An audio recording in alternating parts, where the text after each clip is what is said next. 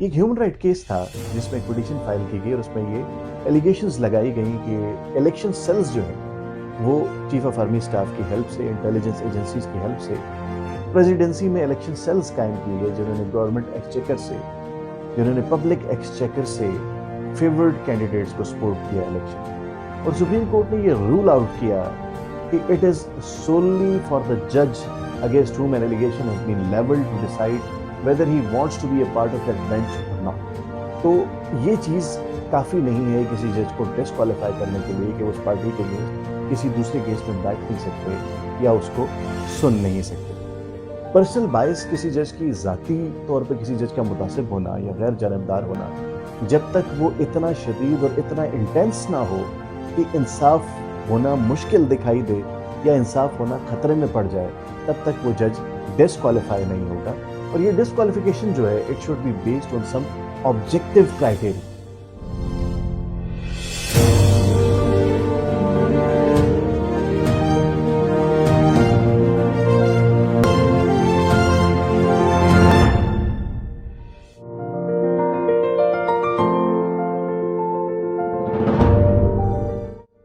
उसके बाद next case in the row जो है हमारे पास वो है 2015 SCMR page 882 and it was the Isomoto case 3 of 2009।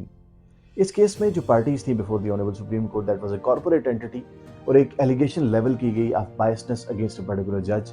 और सुप्रीम कोर्ट ने होल्ड किया कि कंपनी जो है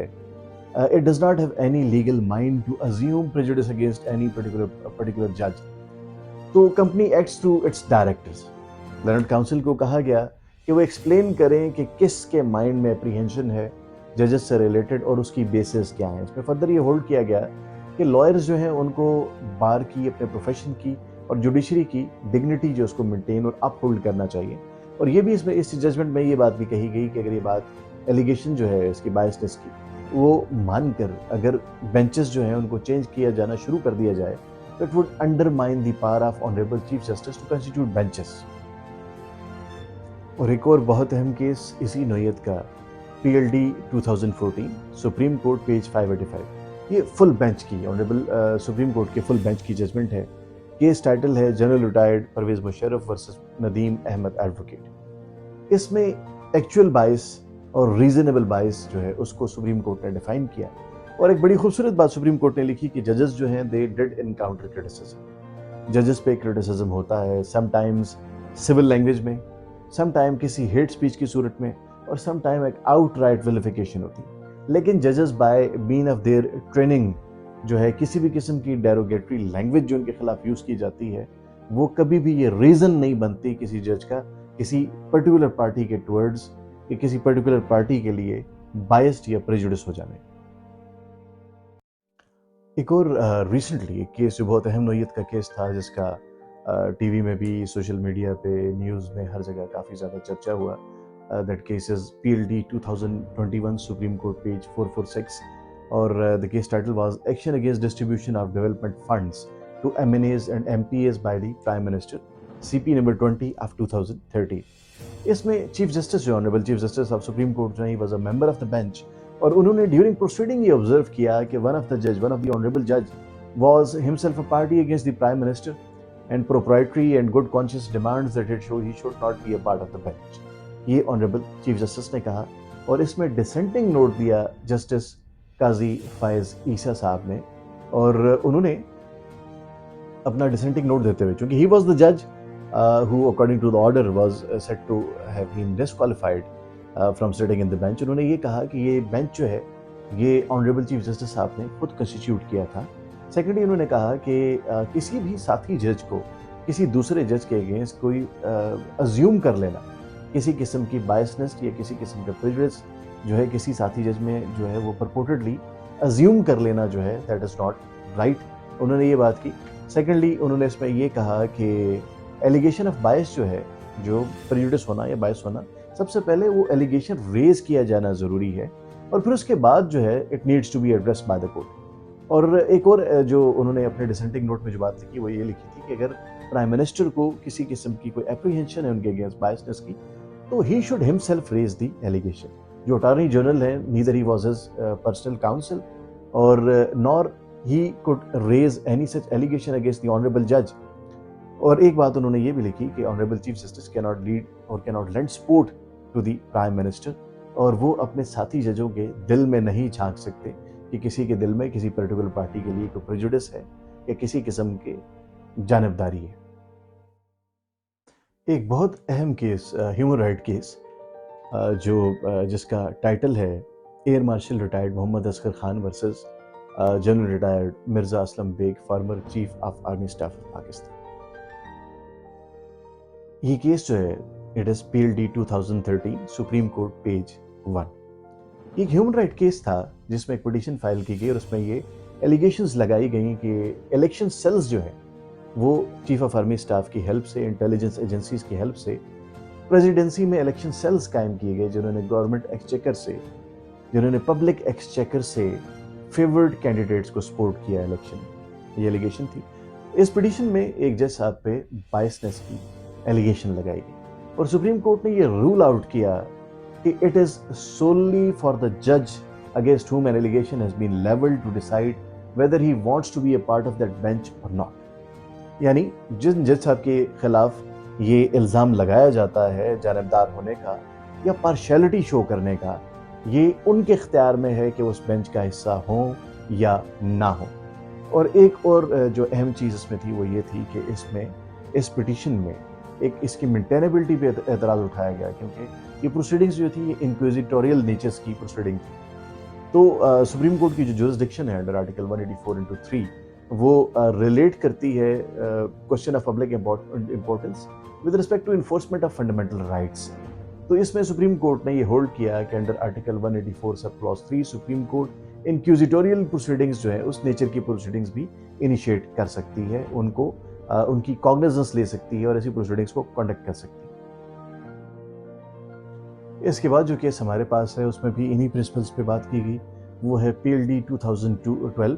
سپریم کورٹ 1، پارٹیز تھے ان میں All Pakistan News Paper Society versus federation of Pakistan. اس میں بھی انہی 3 اصولوں کی بات کی گئی کہ جہاں کہیں جج صاحب بذات خود پارٹی ہوں یا بن جائیں یا ان کا کوئی لیگل انٹرسٹ ہو یا کسی قسم کا پیکیونری انٹرسٹ ہو، مالی فائدہ جج صاحب کا اگر کسی litigation میں انوالو ہے تو he stands disqualified from hearing that particular petition or being a part of that proceedings۔ بالکل اسی پرنسپل کو سپریم کورٹ نے ری ٹریٹ کیا، دوبارہ اسی پرنسپل پہ بات کی گئی۔ کیس ہے 2003 SCMR پیج 104۔ جو پارٹیز تھی اس میں وہ government of NWFP through chief secretary versus doctor Hussain Ahmad Haroon, یہ کیس تھا۔ اس میں بھی بائس جو ہے اور پیکیونری انٹرسٹ جو ہے، کسی جج کی متعصب ہونا یا کسی جج کا مالی فائدہ ہونا کسی کیس میں، اس کو ڈسٹنگوش کیا گیا، اس کے درمیان ایک ڈسٹنکشن ڈرا کی گئی اور یہ کہا گیا کہ جہاں کہیں کسی جج کا کوئی مالی فائدہ ہو کسی کیس میں، کسی بھی کیس میں ہو یا ہو سکتا ہو، تو ہی اسٹینڈز ڈسکوالیفائڈ، چاہے وہ مالی فائدہ کتنا ہی چھوٹا کیوں نہ ہو۔ دوسری بات یہ کی گئی کہ جہاں کسی جج کا کسی کیس کی آؤٹ کم میں یا کسی کیس کی پروسیڈنگز میں لیگل انٹرسٹ، وہی لیگل انٹرسٹ جو ہم نے پچھلے کیس میں ڈسکس کیا، یہ آلسو اسٹینڈز ڈسکوالیفائڈ۔ لیکن جہاں کہیں لیگل انٹرسٹ جو ہے اس کی ایلیگیشن نہیں ہے، پیکیونری انٹرسٹ کی ایلیگیشن نہیں ہے، اور جو ایلیگیشن ہے وہ سوللی یہ ہے کہ جج صاحب متعصب ہیں کسی پارٹی کے اگینسٹ، تو پھر دیکھنا یہ ہوگا کہ کیا کسی لیٹیگنٹ کے دماغ میں، مائنڈ میں، یا پبلک ایٹ لارج کے دماغ میں کوئی ایسی اپریہینشن آ سکتی ہے جس سے یہ پریزیوم کیا جا سکے کہ پبلک ایٹ لارج کو یا جو لیٹیگنٹ ہے بیفور دا کورٹ، اس کو یہ اپریہینشن ہے کہ انصاف ہونا ممکن نہیں ہے یا ایڈمنسٹریشن آف جسٹس خطرے میں ہے، تو this would also be a disqualification. جو اگلا کیس اسی رو میں ہم ڈسکس کریں گے وہ ہے PLD 1988 سپریم کورٹ پیج 167۔ یہ کیس شریعت اپیلنٹ بینچ آف سپریم کورٹ کے سامنے سب جوڈس تھا، جب اس میں اعتراضات کیے گئے 2 علماء ججز پہ کہ وہ اس بینچ کا حصہ نہیں ہو سکتے۔ یہ کیس کا ٹائٹل تھا captain retired Abdul Wajid versus federation of Pakistan, اور جو امپیون ججمنٹ تھی وہ پاس کی گئی تھی anti Islamic activities of Qadianis, Ahmadi and Lahori group اور پروہیبیشن اینڈ پنشمنٹ آرڈیننس 1984۔ یہ جو آرڈیننس ہے، یہ جو لا بنایا گیا تھا، اس لا کو چیلنج کیا گیا تھا ان پٹیشنز میں، اور یہ پرے کی گئی تھی۔ پریئر اس میں یہ تھی کہ this ordinance should be rendered ineffective. یہ प्रेयर थी इसमें जो एप्लीकेशन दी गई जिन जजेस के अगेंस्ट कि दे शुड नॉट बी, उलमा जजेस के अगेंस्ट कि they should not be the part of the bench, उनके खिलाफ एलिगेशन ये थी कि दे while this order was promulgated, this ordinance was promulgated, they have given views regarding favor of this particular ordinance. इस लॉ की favour में उन्होंने बात की. तो इसमें भी शरीयत एपलेट बेंच जो है उन्होंने इस पर्टिकुलर जो ऑब्जेक्शन है इसको रूल आउट किया. इसको रूल आउट करके उन्होंने ये कहा कि जजेस जो हैं वो इंटरलॉक्टरी स्टेज पे किसी भी केस के, इंटरलॉक्टरी स्टेज यानी किसी भी केस के दरमियान जो मिसलिनियस मैटर होते हैं किसी भी केस में, या जनरल डिस्कोर्स जो होती है किसी केस से रिलेटेड, किसी लॉ से रिलेटेड, उसमें वो अपना ओपिनियन एक्सप्रेस कर सकते हैं. लेकिन इस किस्म के किसी ओपिनियन को it should not be taken as और it should not be taken in such a fashion that this particular जज has become biased because he has observed his opinion or he has rendered his opinion regarding the legality or regarding the effectiveness or regarding the promulgation or need of a particular law. तो ये जो expression of opinion है किसी जज का किसी bench में किसी लॉ से रिलेटेड, ये भी कोई ऐसी सॉलिड बेस नहीं है जो किसी जज को डिस्क्वालीफाई कर दे from being part of a bench. इसी नोयत का एक और केस जो ऑनरेबल सुप्रीम कोर्ट में रिपोर्ट हुआ, that was PLD 1976, Supreme Court, page 57, and the title was Islamic Republic of Pakistan versus Abdul Wali Khan, MNA, who was the former president of the defunct National Awami Party. इस particular case में supreme court ने ये rule out किया कि disqualification जो है किसी जज की to sit in a trial, ये इसका जब तक कोई स्टैट्यूटरी या कानूनी बार ना हो, आईनी या स्टैट्यूटरी यानी कानूनी और आईनी तौर पर अगर कोई ऐसी रुकावट ना हो कि कोई जज साहब जो है वो किसी ट्रायल को कंडक्ट नहीं कर सकते या किसी ट्रायल में नहीं बैठ सकते, तो किसी पार्टी की एलिगेशन पे कि कोई जज जो है वो किसी दूसरी प्रोसीडिंग्स में उनके खिलाफ कोई फैसला दे चुके हैं या किसी दूसरी प्रोसीडिंग्स में जो किसी पार्टी के खिलाफ कंडक्ट की गई थी उसका हिस्सा रहे हैं किसी ट्रिब्यूनल में या एज एन ऑफिशियल जो है किसी ट्रिब्यूनल में या किसी और बेंच में उसी पार्टी के खिलाफ अगर हिस्सा रहे हो किसी और प्रोसीडिंग्स का, तो ये चीज़ काफ़ी नहीं है किसी जज को डिस्क्वालीफाई करने के लिए कि उस पार्टी के अगेंस्ट किसी दूसरे केस में बैठ नहीं सकते या उसको सुन नहीं सकते. पर्सनल बायस किसी जज की ज़ाती तौर पर किसी जज का मुतासिब होना या गैर जानिबदार होना, जब तक वो इतना शदीद और इतना इंटेंस ना हो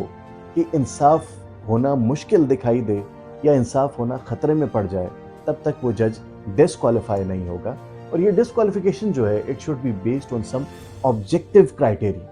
ऑब्जेक्टिव क्राइटेरियन क्या होगा कि आपके पास कोई ठोस बुनियाद हो, ठोस सबूत हो जिससे ये इन्फर किया जा सके, जिससे एक जो लीगल माइंड है वो ये सोच सके कि वाकईतन इस केस में अगर वही पर्टिकुलर जज जिसके खिलाफ एलिगेशन है वो इस बेंच का हिस्सा हो तो इंसाफ होने की कतन कोई उम्मीद नहीं है. इस सूरत में उनकी बेंच से जो है वो अलहदगी हो सकती है. अदरवाइज एप्रीहेंशन या किसी भी बारे में किसी उसमें जो एक ओपिनियन है या एप्रीहेंशन है वो जितना भी स्ट्रांग हो, it is not strong enough to get a जज disqualified to sit in a bench. अगर वीडियो आपको पसंद आई हो तो लाइक कीजिए, शेयर कीजिए, सब्सक्राइब कीजिए. कमेंट सेक्शन में ये ज़रूर बताइएगा कि ये वीडियो आपके लिए कितनी इंफॉर्मेटिव साबित हुई. अगर आप किसी मौजू पे, किसी कानूनी मौजू पे किसी इब्हाम की वजाहत चाहते हो, किसी कानून को समझना चाहते हो, तो हमें ज़रूर बताइएगा. हम कोशिश करेंगे कि अपनी पहली फुर्सत में आपकी सजेशंस पे अमल करते हुए कोई ऐसी वीडियो बनाएं जो आप सुनना चाहते हैं, जो आप देखना चाहते हैं. आप सबका